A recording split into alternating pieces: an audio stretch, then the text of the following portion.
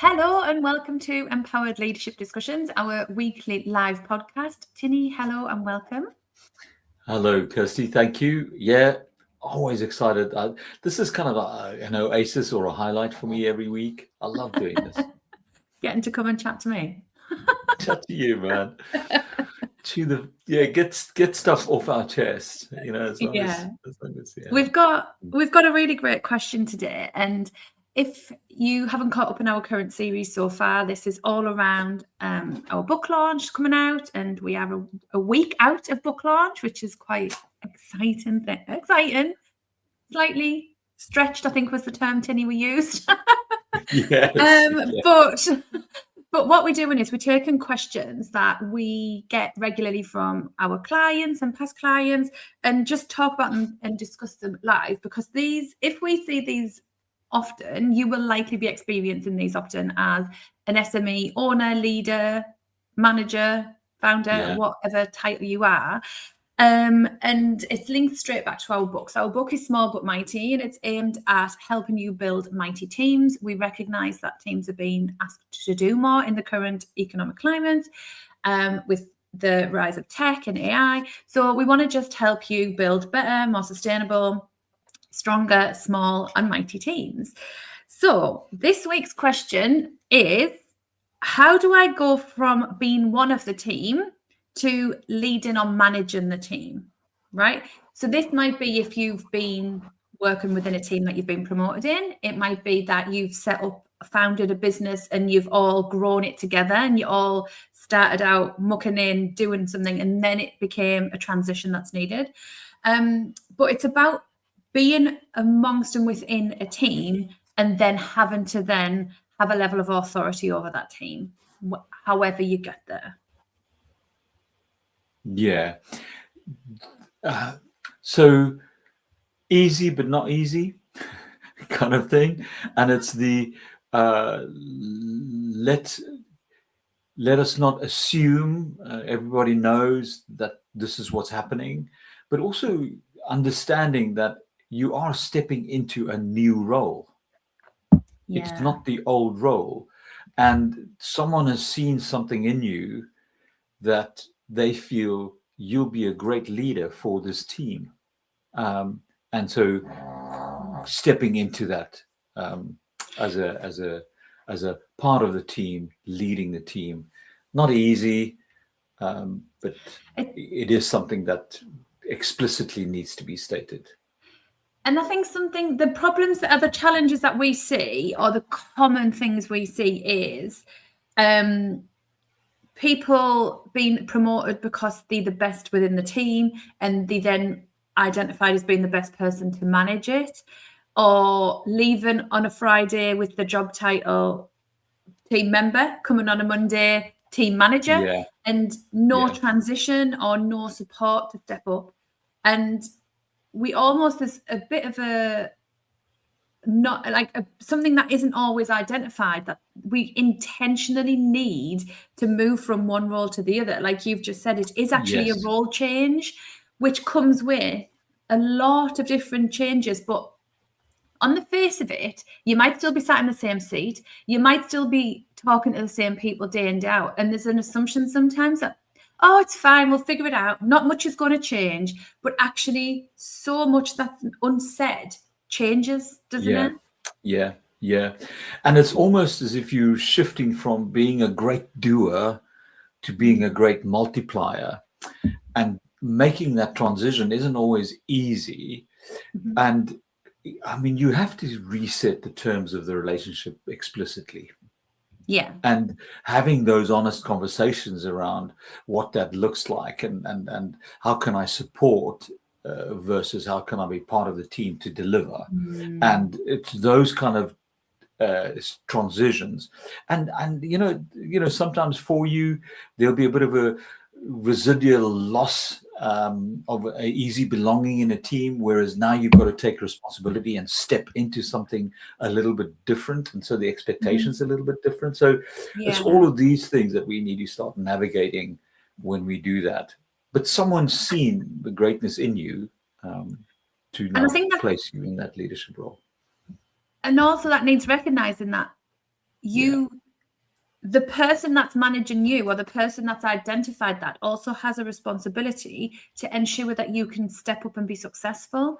And that requires maybe it's an upskill of management skills or leadership style, or understanding the difference from an authority perspective. Like now you have authority over people or over budget or a change. And I think sometimes managers don't necessarily see the support and the upskilling and the development that's needed to successfully get that person in role, because they've been great in the role they've been in. They're like, oh, they'll be fine, they're brilliant, they'll be great at that job. They almost see the other side of it of, I don't then have to worry about that team because I know that person's great and they'll just pick it up and sort it. Whereas actually, if you're listening and think, oh, I've got someone in my team currently who I think it would be great for a bit more of a management role, a bit more of a leadership role, I want you to kind of listen and think, what do you need to do? Where's your responsibility? Yes. What can you do to enable a successful transition? Because going from, let's be honest, probably having coffee and lunch with people to then all of a sudden it's your responsibility to give difficult feedback is a very different dynamic. And them kinds of relationships don't always survive those kinds of transitions. Yeah, potentially.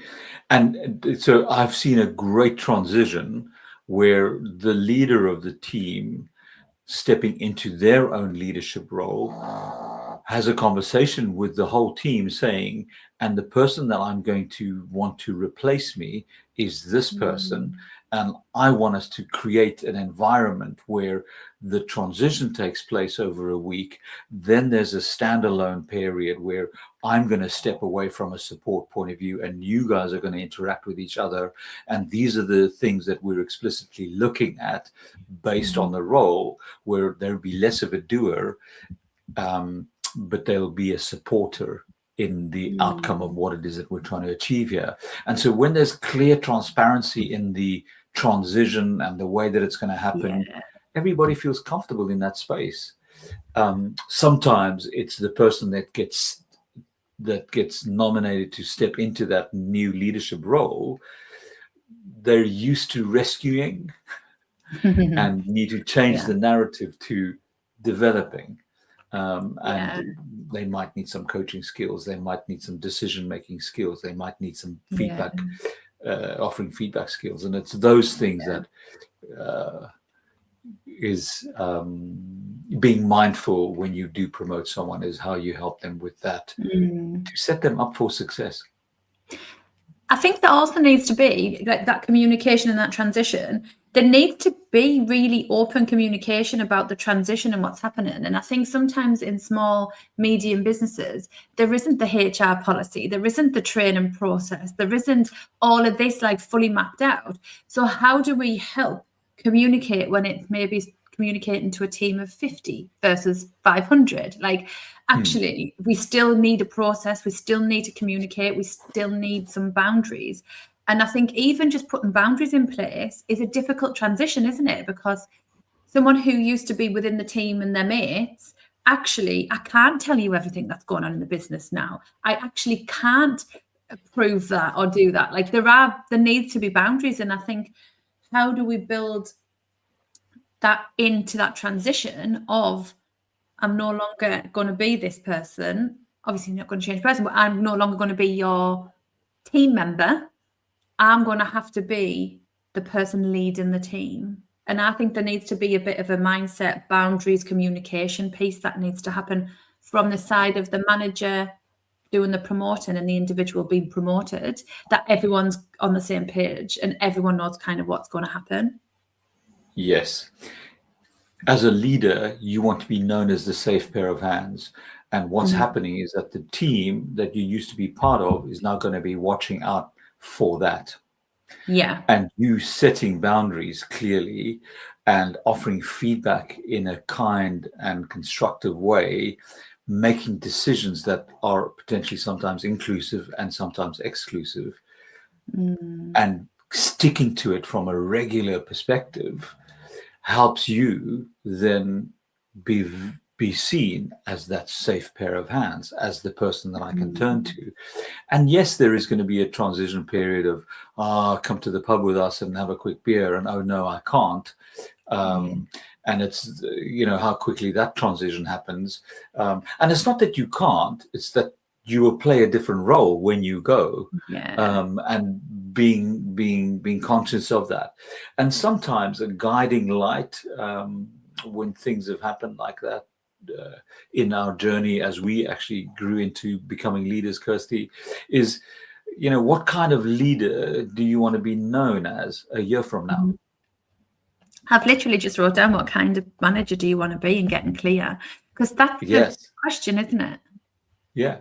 And knowing that, and then it also starts with self and understanding and we have off days, and sometimes when we have an off day, we need to get forgiveness from the team, and forgiveness to give forgiveness to ourselves in the way that we've approached something. But it's all around that, emotional intelligence, adult thinking, stepping into leadership, taking ownership, taking accountability.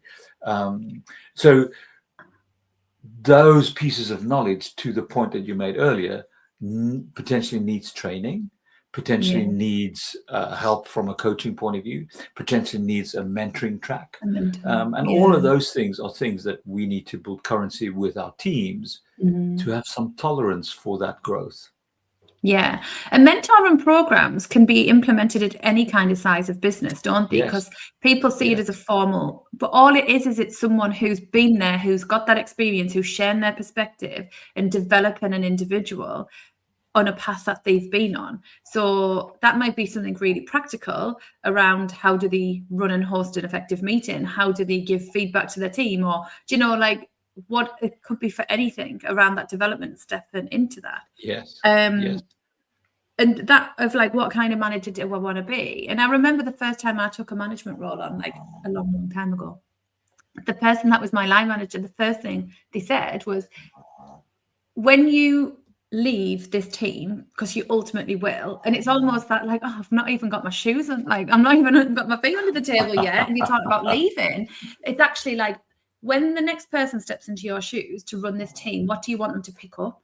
And it's I want them to pick up a really well-oiled team who's confident, who feels safe in that space, who's developed, who's high performing, all of this stuff. And then it was okay, so how are you going to create that then? I was that's what I need to be thinking of. How am I creating that every single day to ensure that my team is in that position in 1, 2, 3 years' time, whenever that may be? Because I think we need to kind of pull ourselves out of the doing, because we're so in the weeds of managing and doing and firefighting. We don't sometimes stop to go, actually, what am I creating? What kind of team? Because we have the culture of the organization, whether that's intentional or not. We'll have the values, the way of working, the environment that's set from above, right? Or from the environment. Yeah. But we almost get to create a sub-environment as the team lead or the team manager. And how do we take on the values and live that? How do we create our own culture? Because and people listening will have known, if you think of when in a working environment, some people, you've got people who absolutely love working for that business, right? They are buzzing, they love it. Then you hear around, the table at lunchtime, other people, the gripes, they hate it. And it comes down to one thing, and it is their line manager, right? Direct line management shapes the environment and the experience that people have. And our whole mission of kind of transforming the world of work and creating better collaborative managers and leaders falls into this: what kind of a manager do you want to be, and how are you going to intentionally create that? Yeah.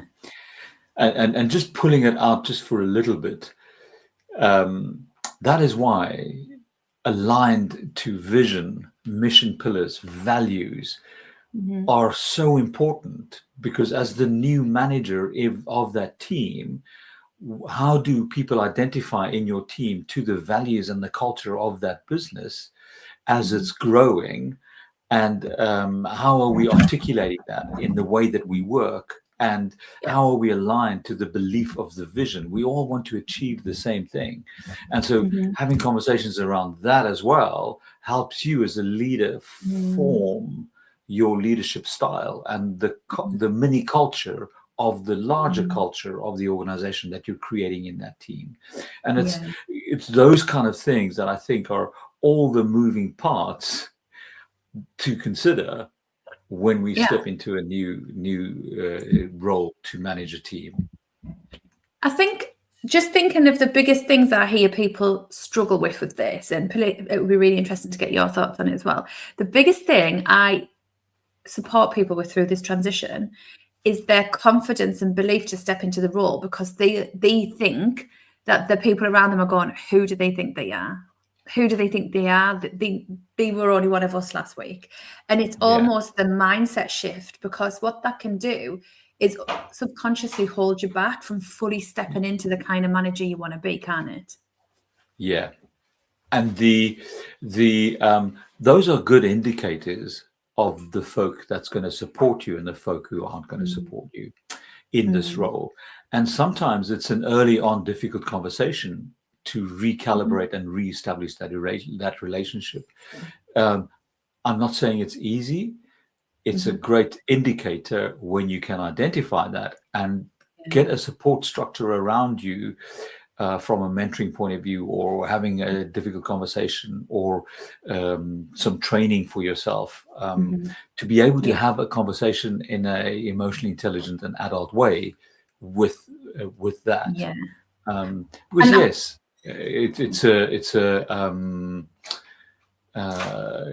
you're identifying that, and believe people when they show you who they are.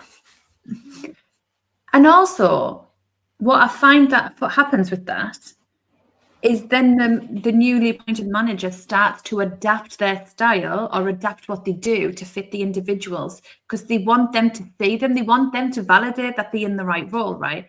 And that you need to completely dismiss their opinion, because they didn't put you in that position. It's nothing to do with them. And that very open, transparent adult conversation of, this is the role I'm playing in the team. Let's talk about that. What's like your thoughts? Where do you fit into this? Where's this going to be a challenge for me stepping up to that for you? And how can I help you adapt to my management style? Versus what I see or hear is them go, oh, well, I just didn't want to ask them to do it because I knew that would annoy them, and I know that they feel that way. Like, okay. So we manage them compared to everyone else's opinions of you, which then is not going to help you become that, the manager you want to be. Yeah. And that narrative that you're talking about there, that, oh, I didn't want to ask them to do that because that's going to annoy them, is you taking away the opportunity for them to grow. Yeah. And so how do you change that narrative for yourself to say, listen, as a team member, I wanted to be liked, but now as a leader, I want you to like me as a leader. Yeah. And it's how do you make the transition from like me as a team member versus like me as a leader? And that comes back to the whole concept of transparency, collaboration. How do we create an environment for a great experience? And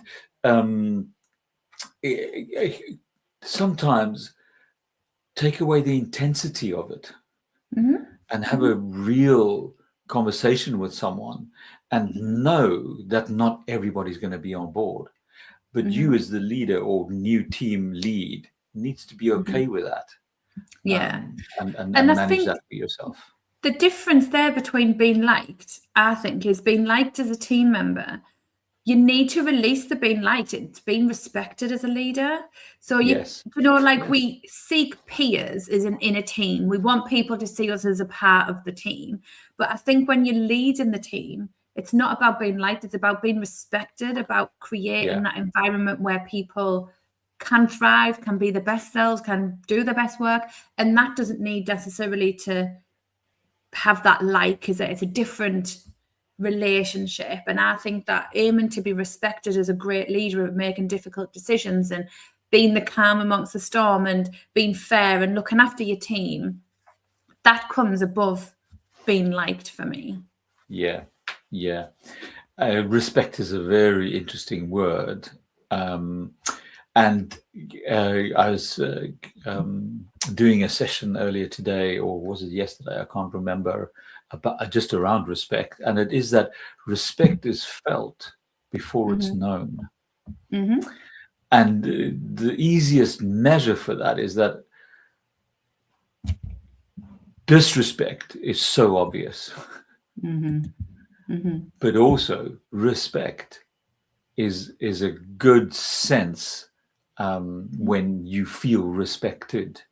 Mhm. And it's so how do we help ourselves be respected for Mhm. standing our ground, Mhm. for not necessarily tolerating poor performance, Mhm. and it's not being punitive. It's just having Mhm. structures in place that you can have Mhm. a legitimately potentially difficult conversation, or a Mhm. offering great feedback and people pursue Mhm. feedback from you because of the way that you deliver it. Those Yeah. kind of things is where you then start earning respect. Yeah. And I think if you don't have respect, it's not your job to go and start to try and adapt and create other people to respect you. It's about you really owning the kind of manager you want to be. And some people will get on board and just some people won't. And I think that's okay. You have to be okay with that. Whilst you only have so much within your area of control or influence around that, haven't you? Yeah. And there is a nuance with that, in the sense that some people pursue rank as Mhm. respect. Yes. Rank isn't respect. It doesn't matter where you Mhm. sit in the organization from a hierarchical perspective. Yeah. Who you are and how you show up Mhm. gains respect or disrespect. And so those are the things that we need to just be considerate of. And I think that nuance is really important because I see often, and I think that's a very traditional, older generation approach to respect. But Okay. I think it's been deeply ingrained in us as respect your elders, like respect the people more senior, like I do. And I think modern organizations are more are ones run by younger generations.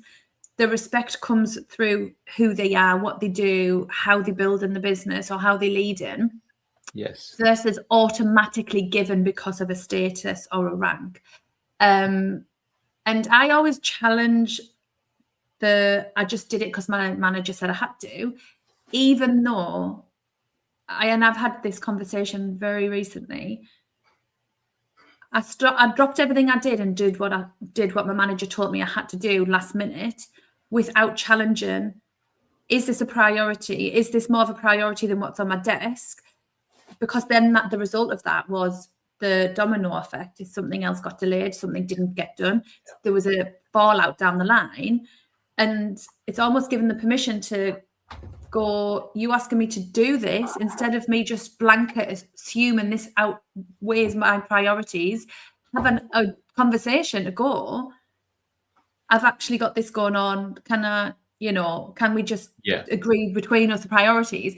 But the assumption of rank and the respect that naturally gave that individual, they just went, nope, they're my line manager, they asked me to do it, I'll just drop everything. Yeah.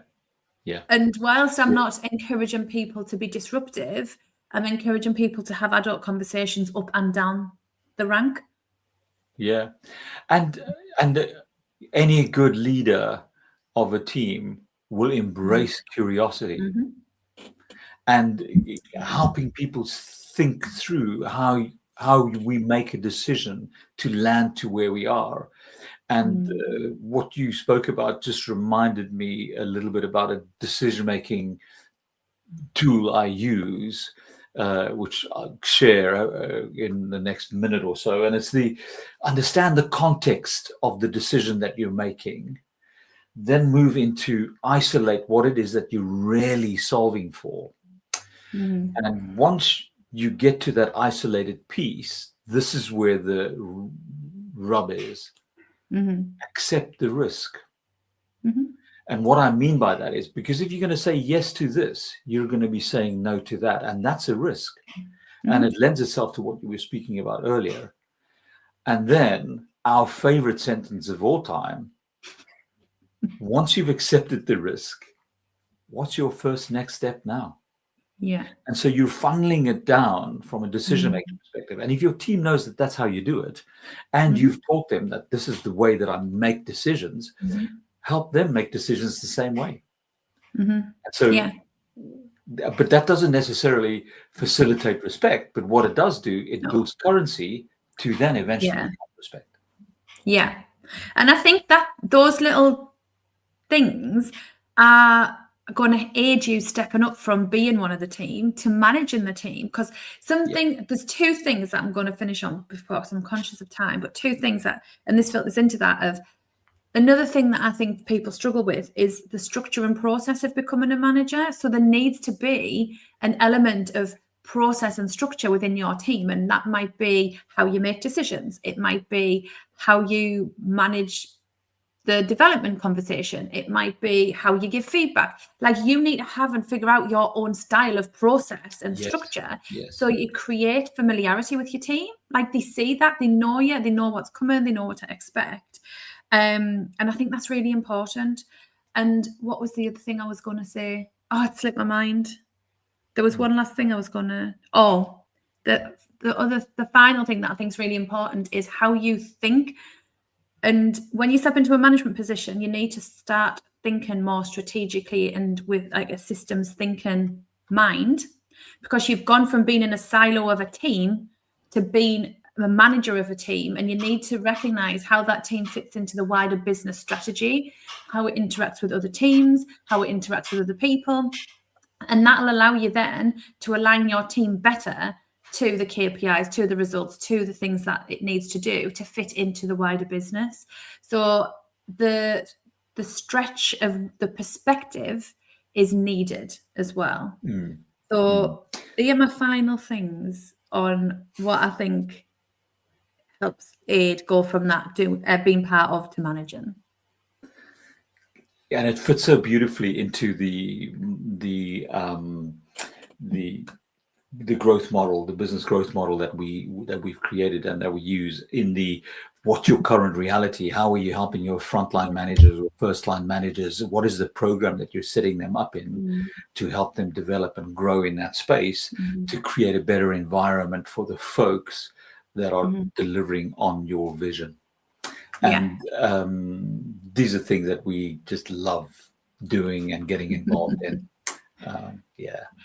But like the topics we've covered today, and I know this is a really broad topic where we literally coach people over weeks and months to help them move into that stage, right? But the things we've covered today genuinely are key pointers for people listening to go, okay, so I'm moving, or I've moved, or I've got someone in mind to move. Think of these things and how can you support yourself or support others? Because genuinely supporting someone with that transition, you are much more likely to get a smoother transition, but a more impactful manager for both sides, for the business and for the team. And like you say, our business growth model, which our book is written around the business growth model, so please go and have a look at it. It helps you think that, and it's like a step-by-step. Here's things to think about. Here's your environment. Here's how you'd step into that. So yeah, I think it's, like I say, it's a really big topic, but I think we've covered some really great starting points for people to think about. Okay. A last question that I had a great leader when I was working in London called Emma Scales. And one of the questions she asked me is that if you were managing you, what would that look like? Yeah. And then we had a good, open, curious discussion about what that would look like. So fits the topic. Really, it does. It's a really interesting concept, isn't it? Then I just initially thought, gosh, I would feel sorry for anybody managing me ever again. How cool is it when? Yeah, how cool is it when someone asks you that? And I could see some of the things that she then, in the discussion that we had, took away with her and applied. Yeah. But equally, when you have a team member, like, just really quickly, like if we went back to that team member who has a bit of a rub about you becoming their manager, ask them that question, like, how can I help you? How would you like to be managed? Like, how do I get the best out of you? It changes the thinking, doesn't it, from being all about me to, oh, okay, I've got to solve this. I've got some control, right? Yeah. Brilliant. I could talk about it all day because this is the stuff that we just love doing and talking about. But just to leave you with what we're going to cover next week. So the question for next week is, how do I effectively give feedback to a member of my team? How do I effectively give feedback to a member of my team? Because we get a lot of people fearful of feedback, not sure how to deliver it effectively. It's been done really badly.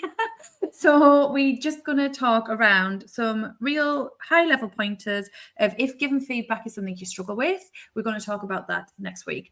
And I think we may be doing it on a different day because we've got our book launch next Thursday. So it'll still be out sometime, but it might just be a day early or a day late. We'll figure that out next week. But thank you so much. Just as we're closing off, so let me just let you know and start off with this. The feedback sandwich is dead. It's gone. It's moldy. It's in the rubbish bin. We're not talking about a feedback sandwich. It is gone. Yeah. Yes.